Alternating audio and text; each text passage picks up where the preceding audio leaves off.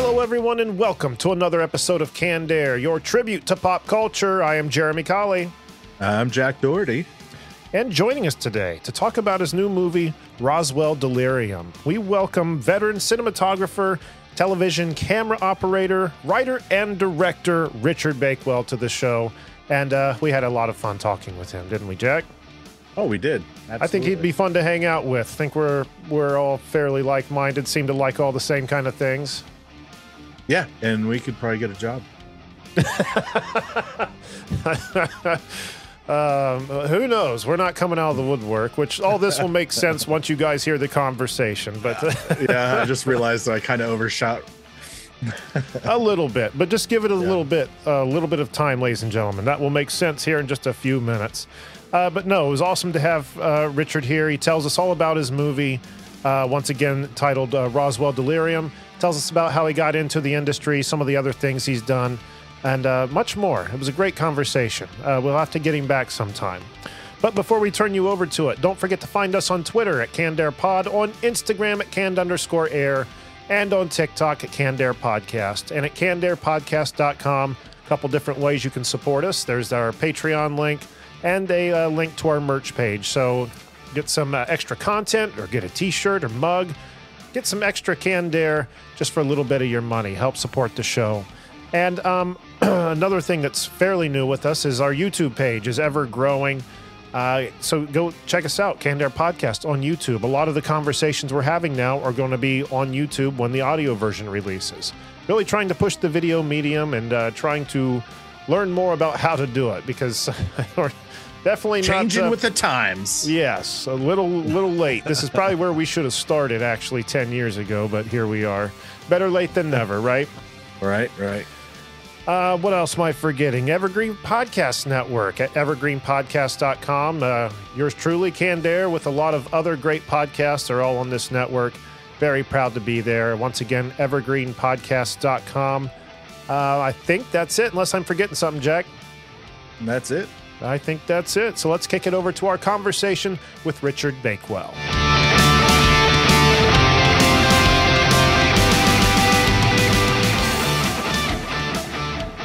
Richard, thank you so much for taking time to be on the show tonight, man. It's awesome to have you here. Thank you for having me. Appreciate it. Very excited to talk about your movie, Roswell Delirium. It looks like it's awesome. That poster behind you looks even cooler. Oh, yes. It's quite the movie. It's sci-fi, nostalgia, it's thriller, drama. It's so many different things, you know. Right. I'm excited to find out more about it, but I got to find out more about you first. Can you tell us a little bit about yourself? Like, where'd you grow up? What were you like as a kid? I grew up in Chicago. I did the whole, film school thing. When you're a kid, you want to make movies. People think you're weird. Oh, you're the weirdo. You're never going to make movies. No one can do it. And then when you actually go on to film school and you start working for a living and doing projects people know about, it's like, oh, then all these people come out of the woodworks, Oh, I knew you could make it. I knew you could do it, and hey, are you hiring at all? Can you give me a job? I get that a lot nowadays too. So, it's like friends everywhere. People don't believe in you until you make it in this business, So I dealt with that a lot as a kid. I was always the weird one. And then when I made it, now they're all like coming out of the woodwork like cockroaches, So how do you humor that, or do you? It depends. Sometimes I'll look at it. I'm like, I don't even know who you are. And then I'm like, the people that I want to talk to are saved in my phone for a reason, it's like, sure. And then people, I don't know who this number is. I'm sorry. Or I just like, or I respond back, yeah, I'll see what I can do, and then it's passed along. But that's just, I think that's probably for anybody, or especially it's probably worse for celebrities who are like all over the world in the news. They probably get that nonstop. So, oh, I'm sure. Which is why no one, even their close family, can probably get a touch of them. I'm in touch with them. Excuse me, Jack. What were you saying? That's when you pull out your notebook of the people that you hated in high school, and you're like, nope, you're not on the list. And well, luckily I didn't hate anybody. I didn't hate anybody, but I just didn't get along with some people. But I never hated anyone. So, but you're saying some of those people that you didn't get along with, that gave you shit about it, ask you then, hey, is there a job for me? And like you're their Wonka ticket into the industry? Oh yeah, they think that I'm the golden ticket man, and I'm like, sorry, that ship has sailed. You didn't want to hang out back in the day, and sadly, I'll even tell you a story. So before I finished film school, I kind of ran out of money, so I got a side job at Goldman Sachs trading stocks. I got a license and everything.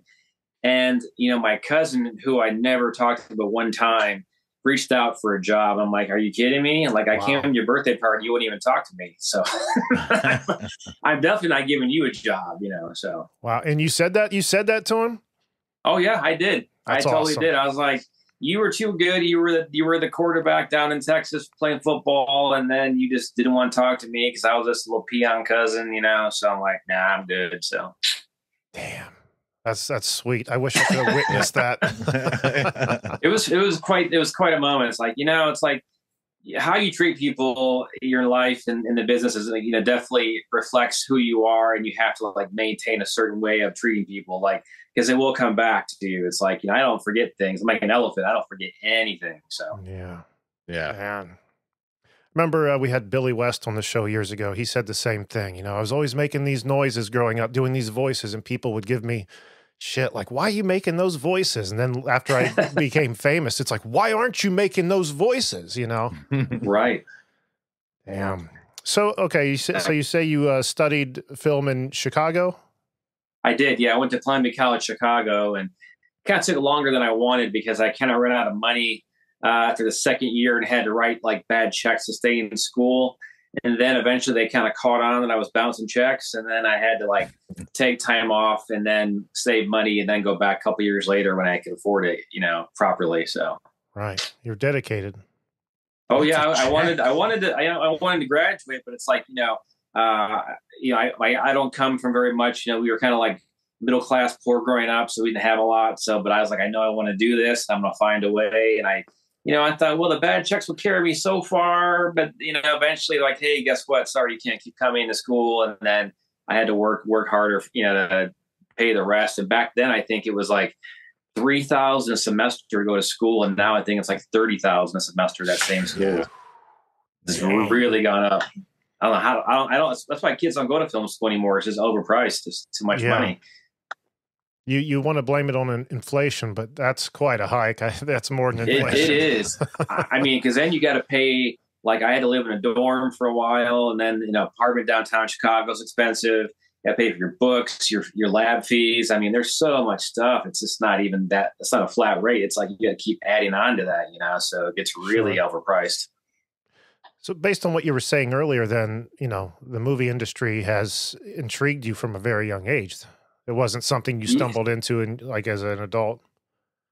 Oh no. I remember, my dad took me to see Star Wars as a kid, got re-released, and we walked into the movie and I was just I was drawn in immediately. And I didn't know that those were people on a screen. I thought those were real people just on a stage. I was so young. I didn't know. And that was a movie that kind of changed my life. And then, of course, Empire Strikes Back came out, E.T. and Back to the Future and Indiana Jones. And those movies just kept reassuring the fact that this is what I wanted to do. This is my career path. I don't know how I was going to make it, but I knew that's what I wanted to do. You were going to do it, and you did it. Incredible, man. Now, were you lucky enough to have a VCR recorder? Well, it's funny. I had a VCR and I had a Laserdisc player too. So we had, they're the big giant record laser discs, and they would play, but you had to flip the side over to watch the second side because there's so much memory on these things, So we had all that stuff growing up. I mean, a video camera to start practicing. Oh, video camera. Oh yeah. I had this crazy camera. It only shot black and white. It's called a PXL 2000. And you put almost like a cassette tape in there, and you could record anything. And we would just record goofing around, making little movies. I mean, all the time, And then I would hook it up to the VCR, and I would splice it all together and edit everything, and make a little 30, 20-minute movie out of it. So, wow. That's you still have those? You still have those tapes, those movies you made? Oh Oh no, they're in a vault somewhere, locked away. You know, no one needs to see those kind of movies. You know, so they're pretty bad. You know, but you still have them though. You still have them if you ever want to revisit. I have them. There's a box. I have a box. Yeah, I mean, it is. They're on VHS cassette tape, and they'll probably stay there and never be converted. So you know, you should convert them. Maybe one day I'll go through them. You know, one day. So we'll see. Yeah, you should convert it and be like, hey, kid I grew up with, remember you wouldn't help me with this? You wouldn't play the crazy Laguna monster, you know, in the movie. So yeah, thank you. Yeah. One thing I had read is that you initially wanted to be a director, but you decided to put that on hold and jump into camera work, cinematography and stuff before you went back to directing. What inspired that decision? Well, you know, when I was going to school, I started working like side jobs. You know, I did some small stuff in commercials, and I kept meeting people who were like out of college, like 4 to 6 years out of school, and they were still like at the lowest level possible. They were still a production assistant, and I'm like, I can't spend all this money and be at the bottom for that long after school. And I was like, what was your craft in your, you know, and then college? It's like, well, I was a directing major. And I'm like, so you're still a PA 6 years later? And I'm like, that's pretty scary. So I was like, I need to have a craft so I can fall back on this career until the directing thing takes off, because no one just hands you $10 million to make a movie. You have to, right. Establish yourself and do the work to get those kind of positions. So I was like, I'm going to learn how to do all the camera stuff, you know, and how to load film and shoot and lighting, because I'm like, I need a job to keep doing this to afford the lifestyle and to be in the business until I get actually like work my way up to the top. You know, it takes a long time, sadly. So, but I just needed a craft, and that's what I chose. So, sure. How much fun it has to have been, or has to be. I imagine you still do it, but, or would I be wrong? Do you not do it anymore?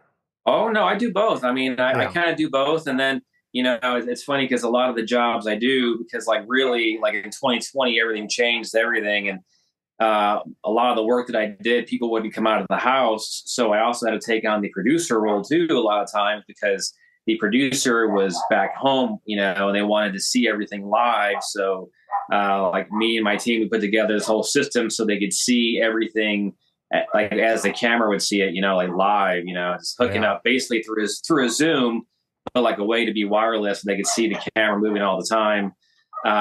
So like I mean, I direct stuff, but then there's also times like I'll shoot as well. Like I shot the Emmys the other week, you know, and working on the Grammy weekend. So it's like I still do that as a cinematographer, but like directing is obviously where my passion really lies. But I do love to shoot too, because I get to be creative, you know. So right, absolutely. And I've read that during your time as camera operator, cinematographer, you've had the opportunity to work alongside and interview some pretty incredible people. I mean, Gordon Ramsay, Oprah Winfrey, Tyra Banks, Mark Wahlberg, Prince Harry, Ringo Starr. I mean, can you talk about some of these experiences and some of these people? Well, you know, it's funny because like I remember like, you know, Prince Harry, everyone made a huge deal about Prince Harry, you know, and I was helping my friend out on that shoot, and everybody was so nervous. And I'm like, well, it's just Prince Harry, you know. I'm like, I'm not that crazy. I'm like, I was really nervous about Oprah. Like that one was a big deal for me, working and filming her for the first time. I heard she's very particular, and I remember we walked in, we lit the interview. She noticed some things she didn't like, and she's like, let me know when you're ready. And I was like, oh, that's how she is. Okay. You know, it's like she walked out of the room. She goes, I'm not doing it until I want it this way. And I'm like, she knows what she wants exactly. And I was just kind of in awe of that. It's like, you know, she's not going to tolerate anything that she doesn't approve of, you know? And, you know, like Ringo Starr, like when we interviewed him, I mean, he's like one of the last ones left. I mean, truly iconic figure, and just like nice as can be. Very like it feels like you were back in the 60s when he walks in the room, and there's like this like hippie energy that he brings with him. You know, everything's very calm and and friendly and peace and love. And I was like, wow, if only every interview could be like this, you know. And I didn't want him to leave. I wanted to, you know, talk to him, but it was like we filmed him during the pandemic, so you know, it's kind of like got to keep your distance. You can't really hang out with him. You know, you just talk to him from afar, and that's basically about it. But it's like I've got to interview so many people and never had but maybe like 2 bad experiences ever. So would it be wrong of me to ask about these bad experiences? I don't think so. I mean, you know, I think everybody has their days. Sure. You know, and I don't mind, but like, you know, I remember we did Hillary Duff years ago, and she just was not nice. I tried to like joke around with her, relax her, and she just wasn't having it. And she said something about, like, I said, you just have fun with the piece, you know, try to be funny. And then she goes, well, I'm not really funny. And then as a joke, I said, well, it's okay. I don't have a personality either. And then she got really offended by it, you know, and I was like, I was trying to make light of the situation, you know, and she just, she took it like the wrong way. And I was trying to be funny, but then I was like, you know, she just didn't respond that well. So it was a very awkward hour with her. Sure. And then I think the other bad experience was probably George Lopez. Like the sound guy was trying to put a microphone on him, and he wouldn't even like move to help the sound guy out to put the mic on him. He just didn't want any part of it. And I was like, I don't know why you want to be a jerk, you know. And he's just like, once the interview was over, he's kind of threw off the microphone. I'm like, you don't need to be like that, but you know, okay, sure, you know. That is so. But we all have we got our bad days, you know. So, but still, of course, but. I don't know. I think that's a little bit beyond just having a bed. That's just fucking rude, man. I mean, why are you even there, you know? Right. Like, if you don't want to be here, don't be here. That's how I am. Like, if I don't want to be somewhere, you know, I just don't go. You know, that's right. It. But, you know, people get jaded, you know, it happens. But, you know, like I said, for doing it for almost 20 years, like I've had less than 5 bad experiences. And that's pretty good, sure. I think. Oh, I would agree.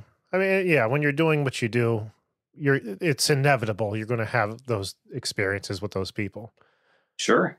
Have you ever been afraid? Because I know, like, there's times we've had people on our show that we're like huge fans of, and it's like, oh God, please don't let this person be an asshole. And you know, in our 10 years, maybe once, maybe twice, it's happened, but not with anyone we've, you know, been a big fan of. Have you? Sure. Had any nerves like that? Like, oh Christ, I love this guy. I hope he's not a jerk. Yeah, you know, I've had that feeling before about some people, and like I've never really gotten starstruck, but one time, and that was on the way from like Santa Monica back to Burbank, and I stopped to get gas at the Shell station, and I'm like, you know, I'm hearing this voice out of the corner of my ear. And it's this guy, he's talking very Italian, very New York, you know, and he's like, you know, like praising his kid for pissing outside at the gas station because they wouldn't let his kid pee inside in the bathroom. And I look over and it's James Gandolfini. And I was like, oh my God. I said, Tony fucking Soprano. And he just looks at me and he kind of smiles and points at me. He's like, yeah. And then he walks back in his car. And I was like, but it was like a moment, you know, but it's just like, he wasn't a jerk about it. He was just kind of, you know. But I was so starstruck. I was like, because I idolized that guy, and I loved him on that show, man. It was like my favorite shows of all time. It was a brief encounter. In the wild. That's not even a result of a project. It was just in the wild. Yeah, just out in the wild. Happened to stop, get gas, you know, and he was great. And you know, I met Stallone, I think like 7 years ago at the Creed screening, and he was there. Michael B. Jordan. And, you know, like everybody just like swarmed him like buzzards, you know, they wanted to get in there and talk to him. And somehow I kind of stuck my way in there and I talked to him for a second, and he's a super nice guy, you know, and, you just like, you can't ask for more because he's one of the people that I idolize, and he was just very, you know, very friendly and gave me like 20 seconds. And then people saying, you gotta go, we gotta get you out of here, you know, but he was super nice guy, you know. And that's for some reason that's what you remember the most, you know. Yeah. Oh, your icons are actually great. For some reason, when you said he gave me 20 seconds, my mind was set that you were going to say he gave me $20. I'm like, wow, what a nice guy. No. I mean, I would have probably kept $20. You know? Oh yeah, you don't spend that. Yeah. Oh no. Oh Christ. Okay, man. let's talk about this movie, Roswell Do it. Delirium. Just kick it off. Tell us and the listeners, what this movie's about. It's anybody who loves the 80s, it's a very nostalgic 1980s throwback sci-fi thriller. It basically takes place like in this time frame of the 80s that we don't know what year it really is. And basically what happens during the movie in the beginning is the Soviet Union attacks the US, sends over like 24 nuclear warheads, and then people have to learn how to survive afterwards. And they're all like starting to slowly die of radiation poisoning. And then in the story, this mother and her daughter are trying to survive, and the daughter like thinks that she can like contact anybody on the earth or in space because her dad's an astronaut. So she calls people on the ham radios, and then starts to get kind of like an intergalactic call from space, almost like a distress call. And then she starts looking for this area that they call Space Rock, which is where Area 51 used to be. And people like who are still alive in the movie think that this place will heal them from dying. So if you have like radiation poisoning, you have cancer, you can bring your loved ones there and give them to the aliens to save them. So she goes on a journey to like look for her friend who's gone missing. But then what happens is she gets even severely like sick from all the radiation contamination. And then her mother has to like make a choice to either like let the doctors take care of her or bring her back to the Space Rock to give to the aliens in the end. So that sounds awesome. So where did this concept, how did this come to you? Well, it came to me. I did this documentary years ago called Before I Die. It's about kids with cancer doing their bucket list. And not all the kids that we were filming made it. They passed on. One kid had like brain cancer 9 times, and eventually the 9th time killed them, and I remember the mother, she called me and, all blubbering and crying. And then, I was like, wow, it's like you did everything you could to save your child. It's like, what else could you have done on this earth? And I'm like, nothing. And then I was like, well, what if the aliens could save this child? And then that just kind of became the thought process for the movie. Is just like, what if aliens could save the day? What if they really could? Because in movies nowadays, they're always the monster, the villains, and they want to destroy Earth, but right. Mm-hmm. They get a bad rap. So I was like, so what if they're the saviors, maybe they're the saviors this time, and then, so in the movie, it's kind of like you sprinkle this nostalgia, some Easter eggs, and a lot of like music references. And then basically, it's like the film starts off, there's a little humor, but then it gets very serious and it gets very like, it pulls at your heartstrings at the end. So it's a very touching film. So. I want to see it. Yeah. So this movie was originally made to be a short film before it was a feature film. Can you tell us why, why it started as a short film and ended up as a feature? Well, I did a film before called The Rabbit Hole. And it was with these 2 girls who were in the movie again, Kylie Levine and Ariel Boldenhausen. They play mother and daughter in The Rabbit Hole. And then after the premiere of that movie, I was like, I just thought they were so great. And I said, I have another movie for you. It's going to be a short, 8 pages, and then we were ready to go in 2020. We had the locations all worked out. And then, March came, and then they said, you can't film anymore. So I was like, oh, okay, well, one scene's in a hospital, so we can't do that. And now we can't even get a permit. So I decided to go back to the drawing board, and instead of giving up, I decided to make it a feature. And I just got, a lot of ideas and inspiration. And I was like, I just want to tell this story. And then it didn't start off as an 80s film, but it became an 80s film just because of my love for that time frame. And those movies were so dear to me, and most of them still are. If they hold up, some don't hold up. I try to rewatch some of those, and it's like, oh my God, holy shit, that was bad. Like Tough Turf, James Spader. I was like, this is horrible garbage. I was like, wow, how did I like this movie when I was a kid? So some movies don't hold up, and I just really wanted to make like an 80s love child, story. And I spent like 2 years writing it, 17 drafts until I was like actually happy with it, and then once I was happy, I think it was easy to get everybody on board, all the 80s stars and the young actors, like everybody was so excited to make this movie. I was like shocked. I'm like, well, maybe I have something here, So. I would say so, man. It had to be a great feeling. I mean, you're making an 80s movie and you get all these 80 icons to come on into your movie. Anthony Michael Hall, Lisa, I can never say her last name, Delchel. Whelchel. Yeah, and Jack, that's Blair from Facts of Life, if you didn't pick up on that. Dee Wallace, Reginald VelJohnson, holy shit, and Sam Jones, Flash Gordon, my God. Yeah. Can you talk about getting all these people together and, you know, what it's like to work with them? I mean, you've already told us how influential, you know, this time frame was for you. And here are all these icons around you and you're the boss. Tell us about that.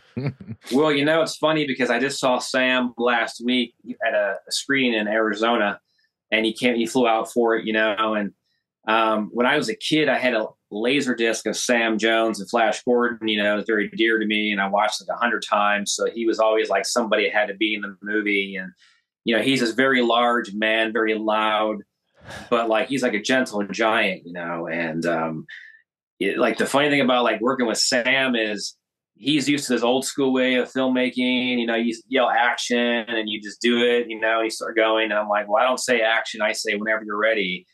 And he goes, oh, you don't say action? I'm like, no, I say whenever you're ready. He goes, that's pretty cool. And, you know, Sam likes to think a lot and talk about the character. And that's very helpful. And he cares a lot. Like everything he does, he cares a lot. There's got to be a purpose for it. Like things can't, like, even if it's on the script, it doesn't feel right to him. He doesn't want to do it. And he's very collaborative that way. And we had this great day together. Sadly, it was in August and it's like 105 degrees out and it's like World War II bunker. So I think we both lost 20 pounds that day because no matter how much the air ran, we could not cool that place down because it was like, you know, like steel and aluminum and it was just super hot. But it was like a special day. And, you know, and then Reggie, you know, it's like, my God, it's like Die Hard is like my favorite like action movie of all time. I mean, it's a classic and he was a treat to work with. It's like the character that I wrote was like this very evil kind of villain type character. But then when he agreed to do the part, I had to change the character because he's so likable. I said, I can't have him be this evil person because when he smiles, you just want to like be friends with this guy. Mm-hmm. So I had to like change his character up and he's, you know, very giving. And I mean, he just like delivered this great performance and like he's so good in the film with, you know, with Kylie, like they had this amazing chemistry and they never had a rehearsal day. They just had like meet and film in that day and they just clicked right away. You know, so special to watch. Like I couldn't ask for more. And then Lisa, you know, like when I was like casting for the 80s teacher, I said, I have to have a very familiar face of the 80s. It's got to feel like when you walk into the classroom and see all the students, you see her come in, it has to bring you back to that time and that era. So I was like, I need a face of the 80s. And she was one of the first people I thought of. And it's like when, you know, she came to set and she walks into the room and, you know, we revealed her on camera. It was like such a special day because I watched every season of Facts of Life, even when it got terrible, I still watched it. And, you know, it's like, she's so giving. I mean, she had, you know, a couple of scares with her mom when we were filming the movie. And like, you would never tell that by her performance because she was so focused, you know, and just delivered these giant monologues. I mean, because she's a teacher and has to explain all the reasons why the Soviets invaded the U.S. and attacked us. And, you know, so she had to deliver and just never like really broke down and just carried it all the way through. And then Dee was probably the most magical day for me because I idolized her since E.T. All right. You know, like I saw that movie probably like 50 times. And it's like, you know, you see as the boy story and the alien, but really like she carries that story, you know, she's the heart and soul of that movie. And I watched it before we filmed with her again. And, you know, like she has a couple like very traumatic, like tearful scenes. And, you know, what I learned about her is, you don't tell her where the camera is. You don't tell her how tight the lens is going to be on her. She doesn't care because she's going to give that same performance over and over again. And she does. And like, I remember at the end of the day, she was so worn out, like she nearly collapsed in my arms, you know, and she's like this 70-something-year-old lady who just has to like cry and scream and just, I mean, did an amazing job. And it was like such a special day. I couldn't stop smiling for a week, you know, because I'm like, she's someone I've always idolized. Of course. And then, you know, Michael, it's like him and I, it's like he got the script, and, you know, I think within 2 days he read it. And then within like 3 days we were having lunch together and talking about the movie. And then we met at the smokehouse in Burbank and kind of made like a gentleman's handshake deal. And, you know, while we were negotiating, we were figuring things out, you know, money wise. And then I said, Michael, I said, look, I know it's up to you. I said, we have a table read coming up with all the kids in the movie, because there's a lot of kids in this film. There's like 6. And I said, you know, if there's any way you can do the table read. He goes, no, I'll do it. And I'm like, well, your contract's not signed yet. He goes, I don't care. I'll still do it. I'm involved. We're going to figure the money out, and it's going to be great. So I'll do it. So he joined in on Zoom, and he did the table read even without him being signed on the movie. So, wow. Yeah, man. Yeah. So I was like, wow, at least he cares that much. You know, he cares that much. And that's what, like, I was like, okay, I made the right choice in bringing him on, because not everybody else will do that. They'd say, no, once it's signed, I'll help you out, but not until then, you know. So sure. Had to make you feel pretty good. Like, I've got something going here. I've got a good thing. Oh yeah. Like, and it's like, and that's the thing too. It's like all these younger kids, you know, in the movie, all the adults and the 80s people, they all cared so much. And I was like, well, maybe this film has legs, you know, maybe there is something special to it. And I think after seeing the response that I've been getting, I think, you know, it's definitely one's going to stick around for a while. So sure. Nice. Sure. Especially with all these UFO sightings and alien sightings around the world happening. Oh yes. Are you a believer? I mean, I think there's more sightings. I just think that people don't see them. I think they're so fast that, you know, people never catch them, you know, sadly. So, but are you a believer in the extraterrestrials that everyone wants to believe so badly in?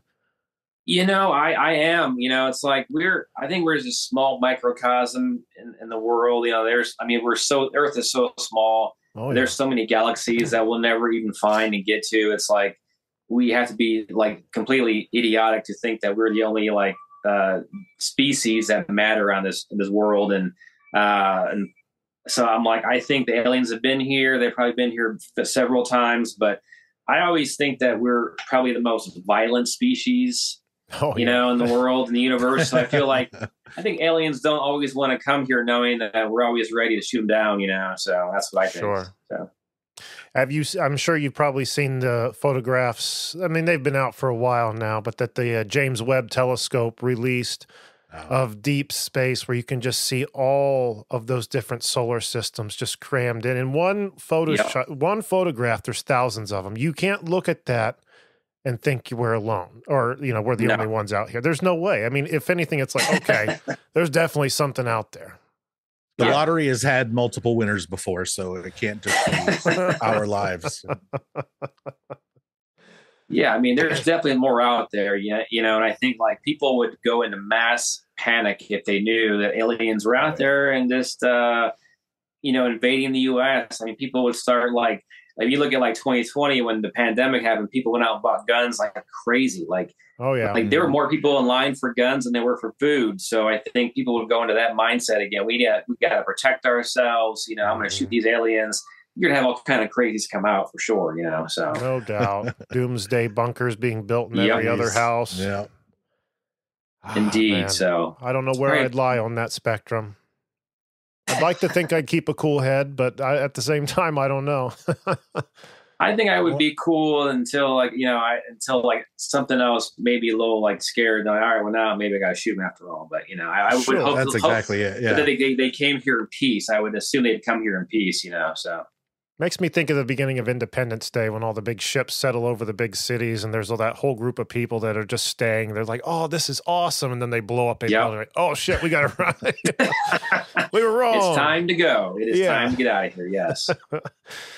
One thing I had read in the bio that Lori sent us about you is that this movie was a response to your journey back from PTSD and the 2020 pandemic. Can you elaborate on that a little bit? Yeah, you know, so like in the film, there's a lot of parallels of the pandemic in the film, you know, like, you know, I remember like in Burbank where I live, it's like, you know, you had to wait in line to go get food. You couldn't just go into the grocery store or Costco or anything. they had like, you know, kind of like limit the people inside the store. And then it's like, you know, it's kind of like win the lottery when they had chicken and eggs or any kind of meat or canned food because they were always out of stuff. So I took a lot of what I kind of like experienced in the pandemic and then how people really treated who wouldn't wear a mask or had a mask. And, you know, and I kind of wrote parallels of that into the story. Like in this film, they have what you call the Cold War cough. So, and people are scared to get it because then they know they're going to die if they get the Cold War cough. Like very similar to the pandemic, you know, if you have COVID, you pass along, you kill people. So I wrote things that were very familiar. So people kind of, it's not like preaching. It's not like, oh, we're back in the pandemic in this movie, but like there's things that feel familiar. And there's a joke that in the first scene in the classroom, Kaden Tokarski plays Becky, this mean girl, and she talks about having to wear masks and can't go and get toilet paper in the store. It's kind of making a joke at people who just really had to go get toilet paper and like buy them all. Like, really, we can find other ways to wipe our butt. You know, it's like, that's not the only way. We can get washcloths too, you know, and wash them. You know, it's like, come on, you know, really, you know, like, we're worried about toilet paper. And that was the thing, you know? So she kind of makes a joke about that in the movie. And, you know, like the PTSD is kind of like, you know, I did 2 years of cops when I was a camera operator. And then, you know, I've dated some people in my life who are like bipolar or schizophrenic and, you know, had to see like some very horrible things with them. And, you know, kind of like the decay of like their brain and things that happened and how like they really just started to unravel, you know, mentally, like they are one way a certain point in their life and then they have a mental break and then they're never the same person again, even after like they get back on their meds, you know, it gets worse and worse. And so I took a lot of my own trauma from my life to kind of like help tell the story, because the film, as much as it's like it's 80s and it's, you know, there's Easter eggs, it's fun and there is sadness. And it truly is just a metaphor for like mental illness. That's what the whole film is truly about. When you watch the whole thing in its entirety, it's like, oh, this is what it's about. It's not just for fun. It's not aliens. There's more to it, you know. There's a message in there. Sure. Yes, there's a message, and everyone has to figure out what that message is. It's like I told people other week at a Q&A, I was like, I'm not going to tell you what the ending's about. I'm not going to tell you or explain it. You have to figure it out. It's like song lyrics. You have to figure them out yourself, you know. That's quite a commercial you have there. I want to see it, man. I tried to watch it beforehand, but I had trouble finding a way to watch it. How can we and the listeners check it out? Well, right now we have a screening on February 24th in LA at the TLC Chinese Theater 6. Okay. We're having a screen there at a film festival in LA, in Hollywood, you know, and that's the next time you can see it in a theater. Okay. We're currently in negotiations for streaming, so don't want to jinx that or anything. But like, so as we're kind of like working out the streaming platform, we're still letting it run at festivals until we get to that point, and then we're just going to pull it out of the festivals. But like for now, that's where you can see it. So. Okay. Well, I thought I was missing something. I felt like I was missing something because I tell these guys all the time, like, you know, something can be right under my nose on the internet, and I still can't find it. And so I thought that's what was going on, but okay. Oh no. Like people, I get calls, texts every day. When is it going to be available? I'm like, these contracts take a long time to figure out all the details. So once, you know, but I'm hoping it has a permanent home by May, end of May. So that's my plan.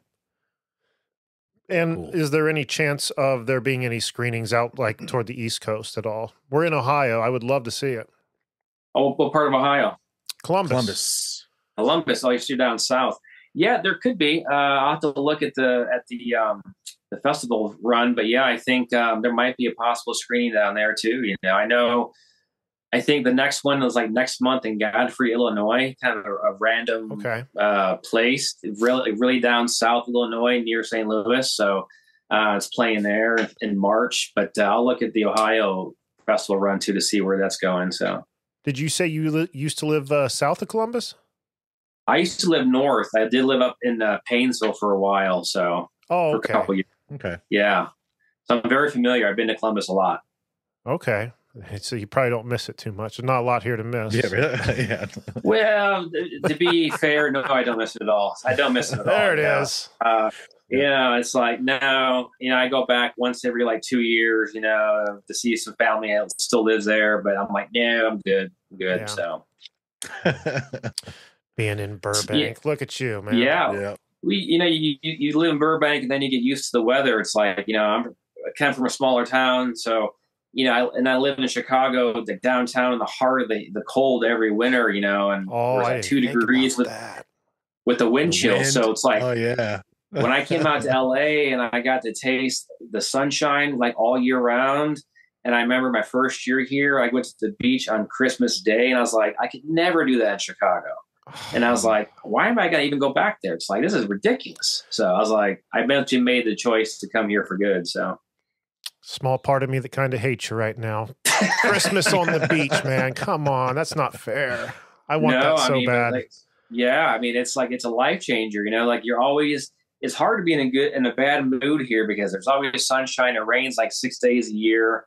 You know, it's like we have earthquakes every now and then. I mean, every day I'm in my chair and I can feel a rumbling a little bit, but it's not going to kill me, you know, so I'll be fine. Sure.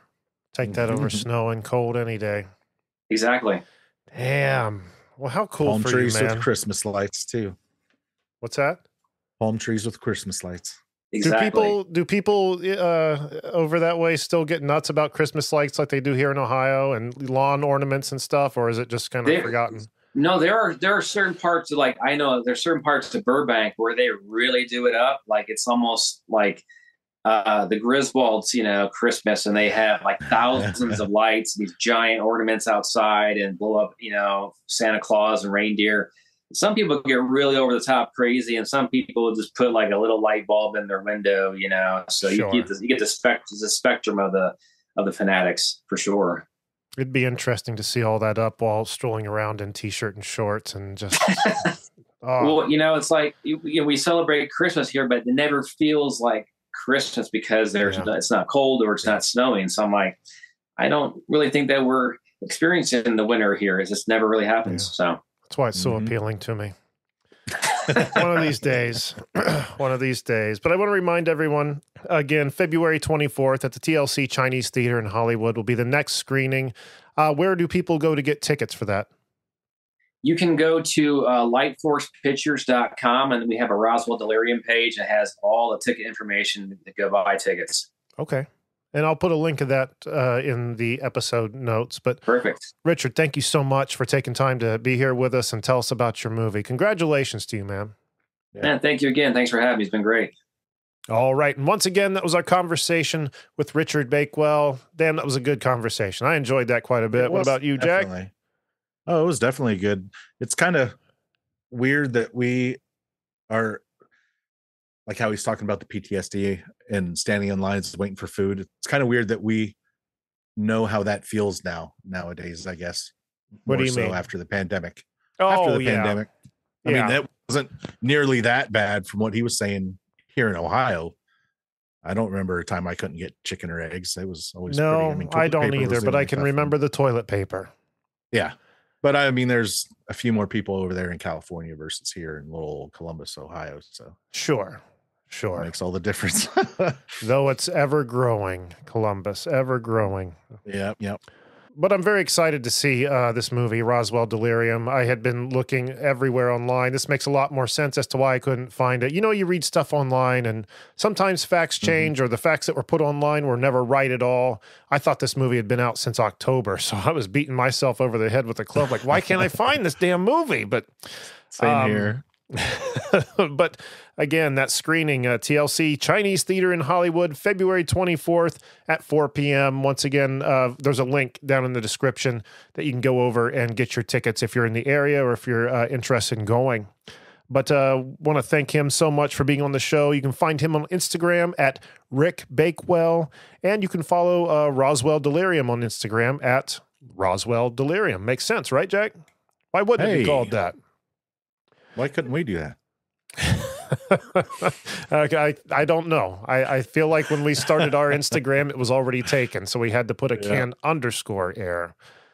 Jeez. You know what? Whatever. It is what it is, I suppose. But Yeah, big thanks to Richard once again for stopping by. And Jack, what do we have on the website, sir?